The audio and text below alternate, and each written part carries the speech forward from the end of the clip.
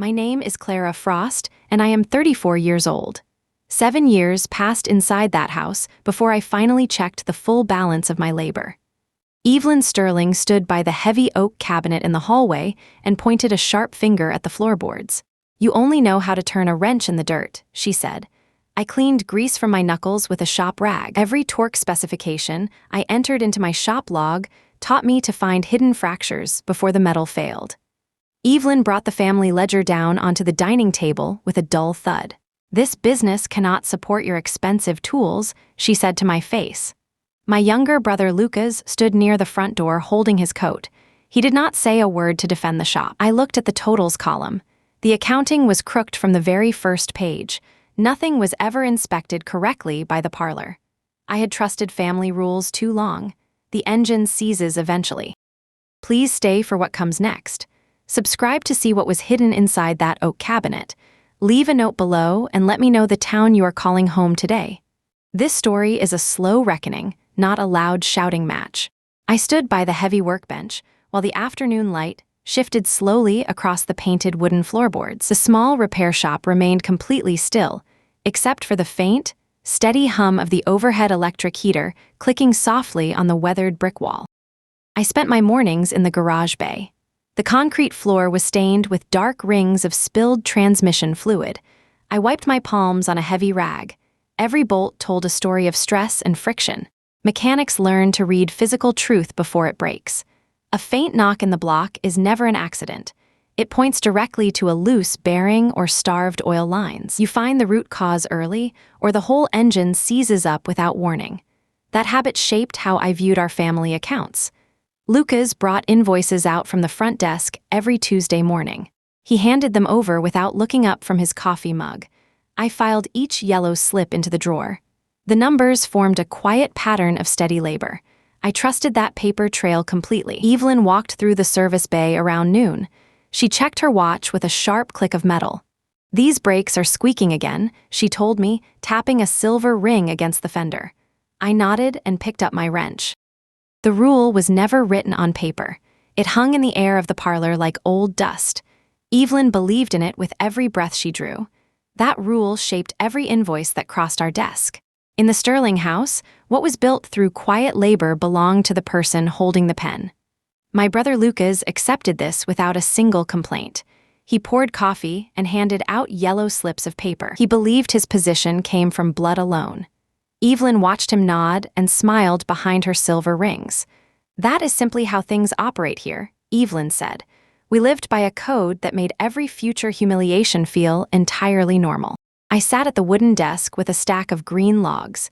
Every receipt had its proper column and its proper date.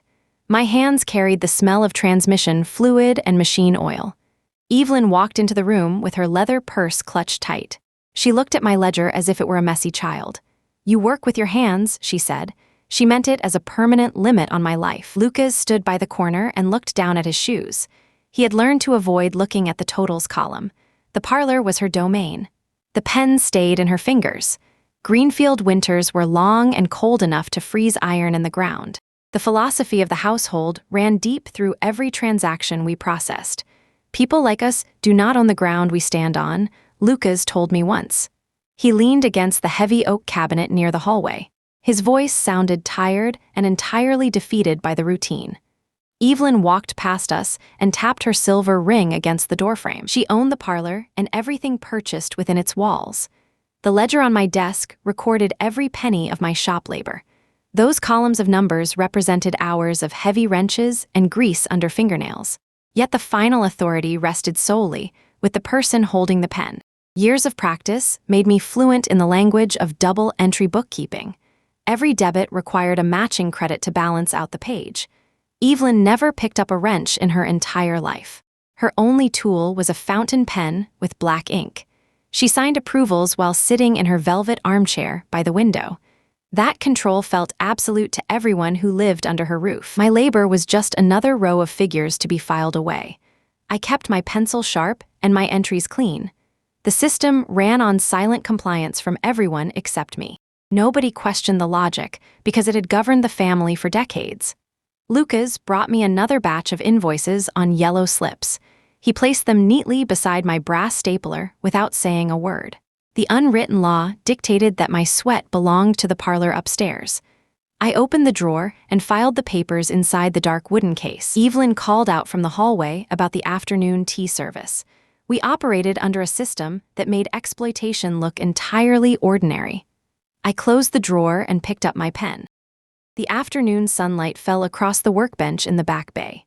After drying my hands with a fresh cloth, I glanced in the direction of the unclosed office entryway. Evelyn stood near the heavy oak cabinet by the hallway.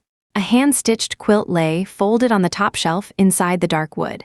She adjusted her silver rings while watching the front desk. Lucas sat on the low wooden stool near the ledger desk. He shuffled a stack of yellow slips without looking at the totals. Evelyn walked into the service bay with her leather purse swinging against her wool coat.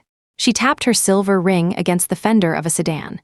The metal pinged softly in the quiet air of the shop. "We simply took care of the bank arrangements so your shop would look respectable," she said in a light tone. Her voice carried easily over the hum of the air compressor. Lucas looked down at his shoes and shifted his weight on the wooden stool. He did not say anything to defend the paperwork on his desk. Evelyn smiled and touched the edge of the workbench with her fingernail. Dust motes drifted slowly through the sunbeams around her shoulders. She checked the gold watch on her wrist before turning back toward the office. Lucas stood up slowly and gathered his papers into a neat pile. He avoided my eyes as he walked past the transmission fluid stains on the concrete. The front door clicked shut behind them with a sharp metallic sound. I stood alone in the Greenfield garage with my clipboard resting against my chest. Every invoice on the desk was stamped with the company seal from downtown. The files in the drawer remained locked behind a brass key that stayed in my pocket. I set my wrench down on the metal table and picked up a fresh pen. The ink flowed smoothly across the white paper of the new repair ticket. I checked the columns twice to make sure every entry matched the previous day. Lucas had left his coffee mug on the edge of the counter near the calendar. The ceramic cup was half full, and the dark liquid had grown cold hours ago. I picked up the mug and carried it toward the small sink in the corner. The water ran cold and clear over the rim of the white ceramic. I washed the glass thoroughly and placed it upside down on the metal drying rack. The quiet in the Greenfield shop felt heavier than it had earlier that morning. I walked back to my desk and opened the wooden drawer to check the records. The pages were filled with neat rows of figures written in my own careful hand. Nothing looked out of place upon a casual inspection of the daily docket, yet the paperwork told a story that did not quite match the reality of our accounts. Evelyn always maintained that financial matters required a steady hand from the parlor. Lucas believed that letting others handle the details kept the peace within the family. I sat down on the stool and pulled the ledger closer to the edge of the desk. My fingers rested against the paper while I thought about the conversation in the bay. Evelyn had spoken those words as if they were a simple favor among close relatives. Experience told me that nothing in our family came without a hidden cost attached to the ledger. I picked up my blue pen and began recording the morning parts inventory line by line. The numbers lined up neatly in their proper columns, without any noticeable discrepancies on the surface. That was the trouble with quiet takeovers, because they never looked like theft at first glance. They looked like assistance offered by people who claimed to understand the world better. I turned the page and started on the afternoon vehicle inspections for the scheduled repairs. Greenfield was a quiet town where people expected families to work together without arguing over details. My brother had chosen the path of least resistance long before he took over the front desk. He preferred handing out invoices to asking difficult questions about where the revenue actually went. I understood his position, even if I could not bring myself to follow his silent example. Some people would rather look away than face an uncomfortable truth in their own workplace.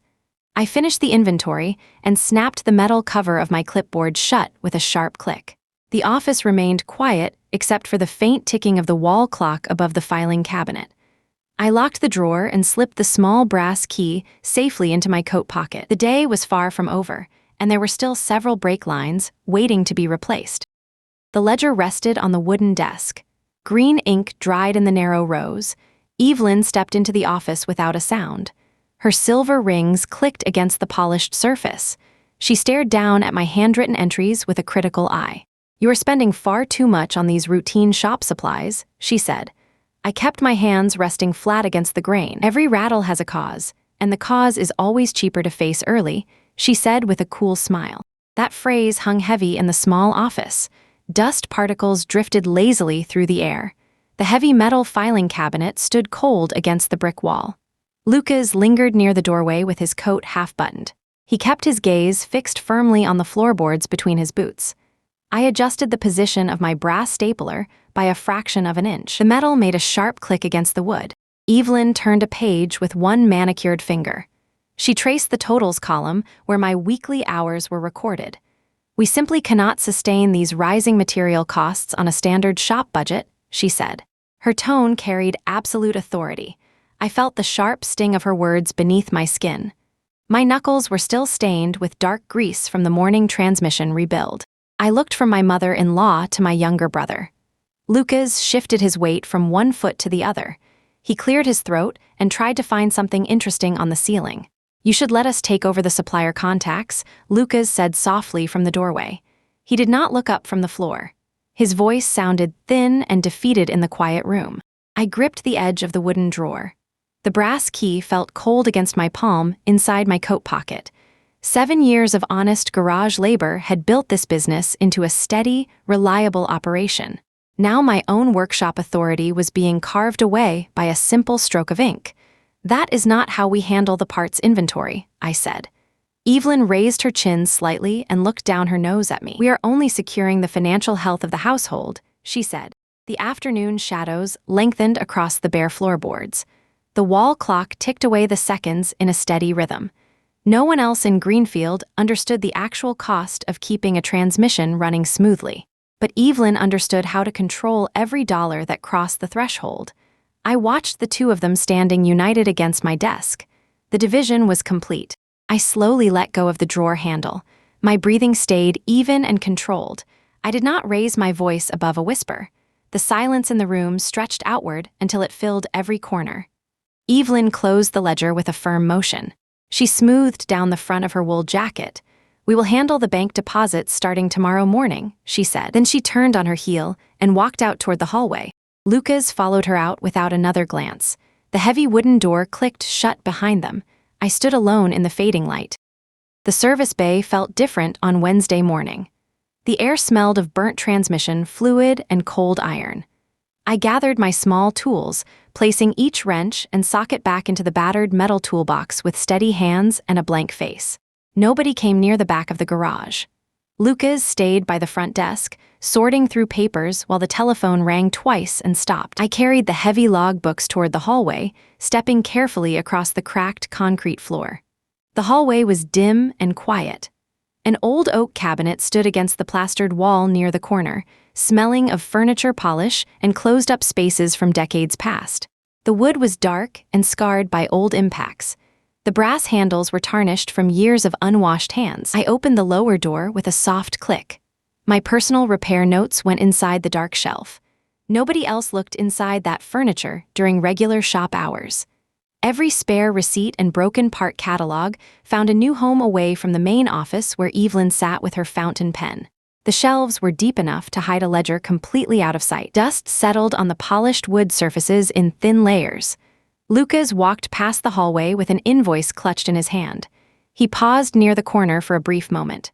His eyes darted toward the open door of the cabinet before he looked down at his yellow paper slips and hurried away. "You should keep those records on the main desk," he said quietly. I shook my head without looking up from the wooden shelf. "They are safer here," I said. He cleared his throat and walked toward the office without another word. The shop floor remained cold under my heavy work boots. Wrenches clicked against concrete when an oil filter slipped from greasy fingers. Several car batteries sat along the back wall waiting for a proper charge, while the afternoon sunlight faded across the garage floor panels. The daily mechanical work did not stop for family politics or sudden administrative shifts. Machines cared nothing about signatures or bank seals or parlor rules. More papers joined the stack inside the wood frame. Old gaskets went into a cardboard box beside the lower shelf. The heavy oak cabinet became my private archive, where no supervisory eyes could scan the margins for mistakes or administrative oversights. The brass key stayed in my coat pocket, where I could feel its cold edges against my thumb.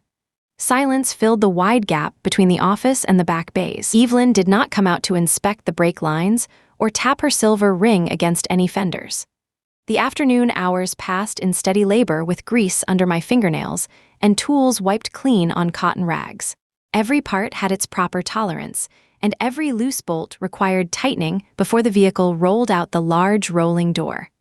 Nothing was left to chance on the service floor. I closed the heavy wooden door of the cabinet and locked it with a small brass click. The sound echoed softly down the narrow corridor. You are still here with me. You stayed through the garage inventory and the locked oak cabinet in the hallway. Have you ever noticed a tiny error in your own daily records that hinted at a much larger shift? It usually starts with a misplaced decimal or a missing signature on a yellow slip. But numbers have a stubborn habit of accumulating real weight over time. Soon, every single hidden entry will demand a proper accounting right across that front desk. The seasons shifted outside the service bay doors. Winter frost gave way to damp spring air. I stood at the workbench with a greasy pen. Each repair ticket joined the growing stack inside the dark oak cabinet. Lucas walked past my station carrying 3 yellow slips. He dropped them near my elbow without a word. I checked the numbers against the parts catalog. $342 for replacement gaskets. That price was too high for standard stock, he said, pointing a finger at the margin. The accumulated weight of 12 distinct billing cycles rested entirely on the bottom shelf of that heavy wooden piece. I kept my hand steady on the wooden surface and told him the supplier raised rates. Evelyn entered the bay at 2 in the afternoon. Her wool coat smelled of cedar and rain. She stopped near the hydraulic lift. That transmission overhaul requires too many hours on the clock, she said, tapping her fountain pen against her palm. I wiped grease from my knuckles using a clean blue rag. The diagnostic chart clearly showed 4 cracked seals inside the housing. She shook her head and walked toward the front office. Every single page inside the green leather ledger documented a quiet discrepancy that kept growing much larger with each passing quarter. Years accumulated in the gap between our workstations. Every single invoice recorded a tiny deviation from standard shop practice. The brass key remained heavy inside my coat pocket. I unlocked the oak door after hours. Dozens of receipts filled the dark interior spaces. Each document bore the signature of my brother or my mother. They believed the paper trail belonged solely to them. They trusted the parlor to protect their methods. I pulled out folder number 6 from the back corner. Several small metal paper clips held the mismatched local bank drafts securely against the faded margin of the inventory report. The ink had faded slightly over 18 months of darkness. I noted the discrepancy on a fresh sheet of paper. Tuesday mornings brought the same familiar routine to the service bay. Lucas handed over the weekly docket without making eye contact. Those figures do not match the parts delivered, I said, pointing at the second column. He shifted his weight toward the door. Evelyn handles those entries from the front desk, he mumbled, turning his shoulder away from me. I nodded and accepted the stack. Thousands of recorded hours of manual labor vanished entirely into the administrative accounts managed by the main office downtown. The system ran on blind trust and faulty math. I added 25 new service logs to the locked cabinet before sunset. Another winter arrived with freezing rain beating hard against the shop windows. The garage floor stayed cold beneath my boots. I checked the fluid levels on a rusted sedan.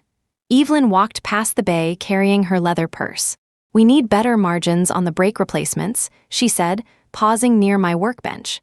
I checked the previous repair ticket from 5 years ago. Every single numbered receipt filed inside the heavy wooden container demonstrated how the household rules favored the pen holder. The math told a consistent story of quiet extraction. I returned the tool to the shadow of the metal rack. The office clock ticked softly against the pine wall. I pulled the polished brass key slowly from my heavy coat pocket. One more log entry waited on the wooden desk. The final tally remained hidden beneath layers of everyday routine, waiting for the proper moment to balance the columns. Spring returned to Greenfield with muddy gravel in the service yard. I worked near the hydraulic lift with a heavy torque wrench. Lucas carried another stack of yellow slips toward my bench. Those parts cost too much for our standard inventory, he said, dropping the papers near my tools. I checked the item numbers against my own private files. The discrepancy grew wider with every passing season. Evelyn stepped through the side door wearing her wool coat. She tapped her fountain pen against the metal frame. "We certainly need better numbers on the quarterly balance sheet," she said, walking past the battery rack without slowing down. I nodded and wiped my hands on a blue cloth.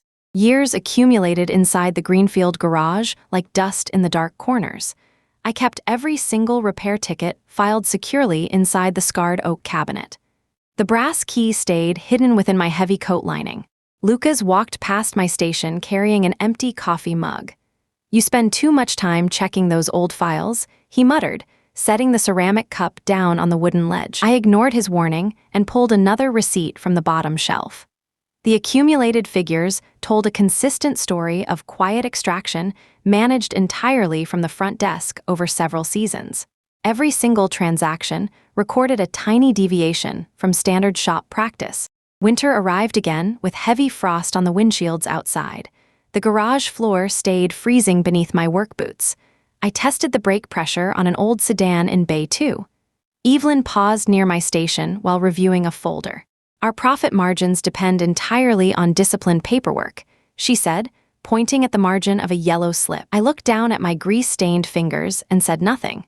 The expanding paper trail inside the scarred wooden storage box grew heavier month by month through sheer mechanical repetition. Thousands of hours of labor vanished into the administrative accounts downtown. Tuesday mornings brought the same routine to the service bay. Lucas handed over the weekly docket without making eye contact. "Those figures do not match the parts delivered," I said, pointing at the second column. He shifted his weight toward the door and mumbled something about office rules before turning away. I accepted the stack and placed it on the workbench. The entire office system always ran remarkably smoothly on a dangerous foundation of blind trust and intentionally faulty math. I added 25 new service logs to the locked cabinet before sunset. Clean oil drained slowly into the catch pan beneath the transmission. I wiped the drip plug with a clean rag. Every bolt needed proper torque to hold against the vibration. My notebook remained open beside the fender. The columns of figures stretched across multiple pages without a single error. Evelyn walked past the office window holding a leather folder. "The corporate administration always requires absolute precision in all of these administrative matters," she said to nobody in particular. I closed the valve and reached for a fresh filter. The office clock ticked softly against the pine wall. I pulled the polished brass key slowly from my coat pocket. One more log entry waited on the wooden desk. The final financial tally remained completely hidden beneath layers of everyday routine, waiting for the proper moment to balance columns. The work continued without interruption, while the record grew heavier day by day. The invoice stack on the back counter grew thicker each afternoon. Lucas brought new yellow sheets from the front office. He laid them down without looking up. I checked the math against my own hidden notes. The numbers failed to align again. $14,000 sat unaccounted for in the margin. Evelyn walked into the service bay carrying a heavy green ledger. Her gray hair was pinned back with a tortoiseshell comb. She dropped the bulky book onto my workbench. Dust rose from the pine surface. She rubbed her left temple with 2 fingers. Her hand trembled slightly against the wood. The sharp authority in her posture faltered for a single second. She looked tired, not victorious. Just an older woman wearing cheap perfume and bad wool. The sight surprised me more than any broken piston. "You need to rest your eyes," she muttered quietly. She did not sound like an absolute ruler then. She sounded like someone whose joints hurt when the weather turned cold. I paused my wrench and looked at her face. I reached for a clean rag. The silence between us stretched across the greasy concrete floor. She stared at a grease stain on her wool sleeve. She tried to brush it away with her thumb. The stain stayed dark and stubborn. "We simply took care of the bank arrangements so your shop would look respectable," Evelyn said. Her voice lacked its usual iron edge. It sounded thin, almost fragile against the steady hum of the air compressor. That sentence had been repeated for years. Today it sounded hollow. The family lie carried too much weight now. The foundation was cracking beneath the floorboards. I looked down at the $14,000 logged incorrectly in my book. Lucas stood by the office door. He held a half-empty ceramic coffee mug. His knuckles were white around the handle. He looked between Evelyn and me. He did not say a word to defend the crooked ledger. Evelyn touched her tortoiseshell comb. She sighed heavily. The fight seemed to drain out of her shoulders. She looked away toward the dark window. The rain started to tap against the glass panes outside the garage bay. She reached into her coat pocket. She pulled out a small peppermint candy wrapped in faded red plastic. Her fingers fumbled with the crinkled wrapper. She dropped it on the workbench. I pushed it back toward her fingers. "Thank you, Clara," she said softly. It was the first time in 7 years she used my first name without a sharp correction following it. Her breath smelled of stale coffee. She looked small against the tall machinery. I did not smile. I did not soften my posture either. Pity was a luxury I could not afford in this building. But the enemy looked human for 3 whole seconds. That changed how the workshop felt around us. She turned around and walked toward the office. Her boots clicked against the concrete floor. Each step sounded slightly uneven. The unstoppable matriarch was just an aging woman with bad posture and failing arithmetic. I picked up my pen. $14,000 remained missing from the official ledger. The system was falling apart by its own design. I opened the locked cabinet. The hidden papers waited for the proper finish. Lucas remained in the doorway. He shifted his weight again. He set his mug down on a spare tire stack. He looked like he wanted to explain something important. He walked back to the front office instead. Greenfield traffic hummed outside on the wet asphalt. The garage lights flickered once. I checked the brake lines on the blue sedan. Every entry told the same story of quiet extraction and hidden balances. The ledger pages felt rough under my fingertips. I turned to the next column. The math required exact precision now, no more hiding behind family tradition. The cracks were visible in broad daylight across the room. Evelyn sat down at her wooden desk through the open office door. She put her reading glasses on. She stared at a blank page. She did not pick up her fountain pen immediately. The silence in the shop deepened. I tightened a bolt on the axle. The torque wrench clicked sharply. $14,000 was too large to hide forever. The system was breaking under its own weight. Afternoon light faded through the dirty windows. The shop settled into evening quiet. I closed my notebook and wiped my grease-stained hands on a clean shop rag. Tomorrow the books would have to balance. The metal cooled down on the bench. The winter air grew sharp against the glass. I locked the cabinet securely.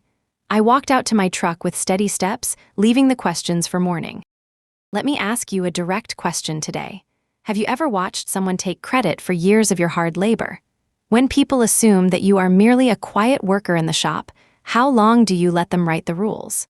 Drop your honest thoughts in the comments section below this video.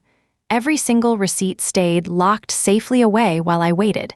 Keep listening very closely right now. The true balance of the ledger is about to emerge from the dark. The green office desk held a single sheet of heavy paper. Evelyn placed it near my left hand with a deliberate tap of her silver ring. The surface of the paper bore a formal title and several official stamps from downtown. It was a signed agreement outlining how all business proceeds were distributed. $14,000 of store revenue appeared within a designated corporate reallocation column. Evelyn stood by the desk, with her arms crossed over her wool jacket. "This document makes our financial arrangement entirely official," she said, looking down at the ink with quiet satisfaction. I did not touch the paper immediately. My hands rested flat on the wood beside the brass stapler. Lucas stood near the doorway, shifting his weight from one foot to the other. "We only formalized what was already standard practice here," Lucas said, his voice dropping low as he looked at the floorboards. I reached slowly for my blue pen and turned the sheet over to inspect the reverse side. Every line of text had been drafted by a lawyer downtown. Evelyn had signed her name at the bottom in thick black strokes. She had also signed my name without my consent using a clumsy imitation of my handwriting. That clumsy stroke was the mistake that changed everything on the page. "You can verify every signature on this page," Evelyn said, her tone carrying a sharp edge of absolute certainty. She clearly believed the weight of a legal stamp would erase 7 years of handwritten ledgers in the dark oak cabinet. She had written down her own authority in black and white. Her own signature confirmed the exact transfer of $14,000 from the workshop accounts to her private holdings. The written record was complete and self-incriminating. I looked up from the paper and stared straight into her eyes. "You left this record out in the open," I said, my voice remaining completely level. Evelyn frowned slightly at my lack of panic. She expected tears or a shouting match inside the small office. Instead, I simply picked up the repair ticket I had been working on before she walked into the room. Every rattle has a cause, but some causes create their own permanent paper trail. I placed the signed document beside my leather-bound ledger without another word. Lucas glanced between us and rubbed the back of his neck with a tired hand. He knew the legal implications of that forged signature better than he cared to admit. Evelyn adjusted her leather purse on her arm and took a step backward toward the hallway.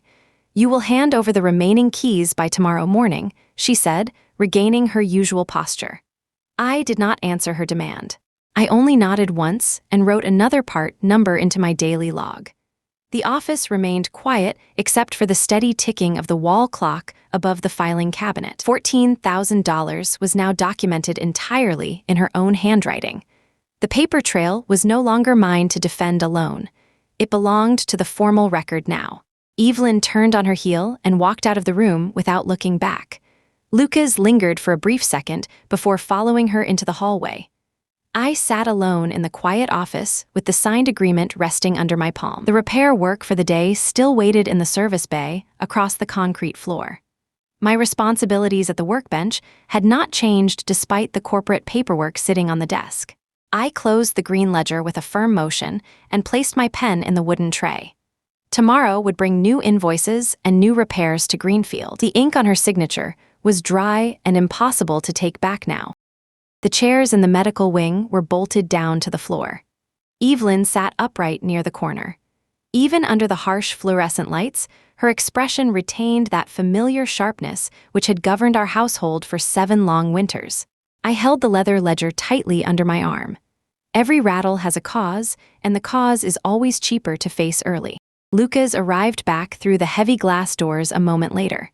He stood there shifting his weight awkwardly across the green tiles while the distant hum of monitors filled the quiet space.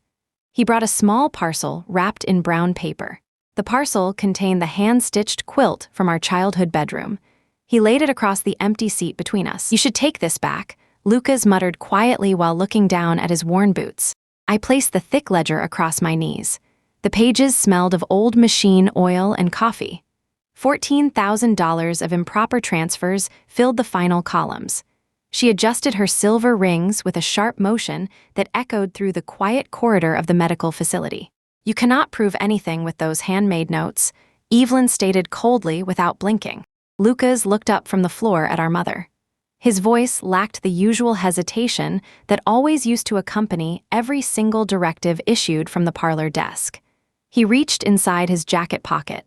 He produced a crumpled yellow invoice slip from the front office desk.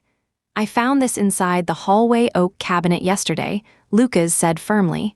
"It bears your signature on the transfer order." Evelyn stared at the yellow slip of paper. Her fingers twitched against the wool fabric of her coat. The harsh overhead lighting caught the edges of her glasses while she considered the accumulated weight of the written proof. I kept my gaze steady on the printed figures.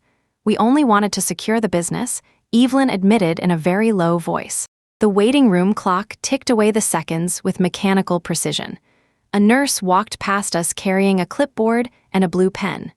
He stared out at the parking lot where the evening rain had started falling against the windshields of parked sedans. The smell of floor wax was strong near the entrance doors. Lucas sat down on the metal chair next to the window. He did not look at the dark oak cabinet records I had brought. I turned another page in the leather-bound book.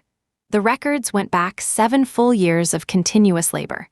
Every single line of accounting told a story that could no longer be dismissed by a wave of her hand. Every repair ticket matched the corresponding bank deposit slips from downtown. Evelyn had trusted the parlor pen too much. She forgot that metal tools leave permanent marks on steel. Lucas placed the hand-stitched quilt more securely across his knees. The fabric had belonged to our grandmother before the shop was built. His small gesture offered a very quiet bridge across the ruined landscape of our shared commercial history, located right here in Greenfield. It was the only genuine inheritance left in the family. "You should examine the remaining deposit slips yourself," Lucas told Evelyn without raising his eyes from the floor. The chairs in the medical wing were bolted down to the floor. Evelyn sat upright near the corner. Even under the harsh fluorescent lights, her expression retained that familiar sharpness which had governed our household for 7 long winters. I held the leather ledger tightly under my arm. Every rattle has a cause, and the cause is always cheaper to face early. Lucas arrived back through the heavy glass doors a moment later. He stood there shifting his weight awkwardly across the green tiles while the distant hum of monitors filled the quiet space. He brought a small parcel wrapped in brown paper. The parcel contained the hand-stitched quilt from our childhood bedroom. He laid it across the empty seat between us. "You should take this back," Lucas muttered quietly while looking down at his worn boots. I placed the thick ledger across my knees. The pages smelled of old machine oil and coffee. $14,000 of improper transfers filled the final columns. She adjusted her silver rings with a sharp motion that echoed through the quiet corridor of the medical facility. "You cannot prove anything with those handmade notes," Evelyn stated coldly without blinking. Lucas looked up from the floor at our mother. His voice lacked the usual hesitation that always used to accompany every single directive issued from the parlor desk. He reached inside his jacket pocket. He produced a crumpled yellow invoice slip from the front office desk. "I found this inside the hallway oak cabinet yesterday," Lucas said firmly. "It bears your signature on the transfer order." Evelyn stared at the yellow slip of paper. Her fingers twitched against the wool fabric of her coat. The harsh overhead lighting caught the edges of her glasses while she considered the accumulated weight of the written proof. I kept my gaze steady on the printed figures. "We only wanted to secure the business," Evelyn admitted in a very low voice. The waiting room clock ticked away the seconds with mechanical precision. A nurse walked past us carrying a clipboard and a blue pen. He stared out at the parking lot where the evening rain had started falling against the windshields of parked sedans. The smell of floor wax was strong near the entrance doors. Lucas sat down on the metal chair next to the window. He did not look at the dark oak cabinet records I had brought. I turned another page in the leather-bound book. The records went back 7 full years of continuous labor. Every single line of accounting told a story that could no longer be dismissed by a wave of her hand. Every repair ticket matched the corresponding bank deposit slips from downtown. Evelyn had trusted the parlor pen too much. She forgot that metal tools leave permanent marks on steel. Lucas placed the hand-stitched quilt more securely across his knees. The fabric had belonged to our grandmother before the shop was built. His small gesture offered a very quiet bridge across the ruined landscape of our shared commercial history, located right here in Greenfield. It was the only genuine inheritance left in the family. "You should examine the remaining deposit slips yourself," Lucas told Evelyn without raising his eyes from the floor. Evelyn did not touch the pages. The green ledger stayed closed on the blue vinyl seat while the distant hospital corridor remained entirely silent and very cold. $14,000 rested quietly beneath that stiff leather cover. Lucas kept his hands folded over the quilt. He finally raised his weary eyes to meet our mother across the empty aisle between our cold metal waiting room chairs. "You signed away things that never belonged to your office," Lucas said firmly without flinching. Evelyn opened her mouth to speak, but stopped immediately. The weight of the accumulated records silenced her defense completely. I stood up from the metal chair. The leather binding felt solid in my palm. We had never settled anything through loud shouting matches back in the dusty service bays of our Greenfield garage last year. The shop records spoke for themselves now. I walked toward the exit doors without looking back. Outside, the rain kept tapping against the glass panes of the entrance. The evening shift nurses exchanged quiet words near the front reception desk, while the heavy glass entrance doors remained firmly shut. Lucas stayed, seated with the quilt draped over his knees. He looked much smaller under the harsh fluorescent lights. The town of Greenfield would keep turning whether the ledgers balanced or not. The waiting room remained quiet after Lucas and Evelyn departed. $14,000 sat recorded across my ledger pages, fully proven by the signed paperwork in my hand. I could have brought those sheets directly to the local authorities. I could have filed formal fraud charges that afternoon.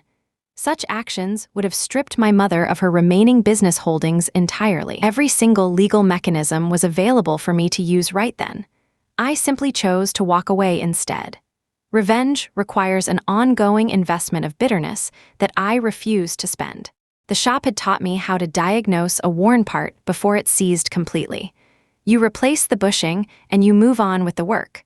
Holding onto the old grievance accomplishes nothing useful for anyone involved. My brother stayed by the window while the rain continued falling outside. The quilt lay across the metal chair between us as quiet testimony. Our mother would keep her small title and her empty parlor desk. I did not need her ruined reputation to validate my own 7 years of honest labor. My name remained clean across every proper service ticket in town. Those records spoke clearly enough without any additional courtroom drama. Some conflicts are best abandoned before they consume the rest of your life. I closed the thick leather book with a soft thud. The binding was worn smooth from years of daily handling in the garage. I placed the volume inside my canvas tool bag on top of a spare wrench. The workshop doors would open tomorrow morning just like they always did.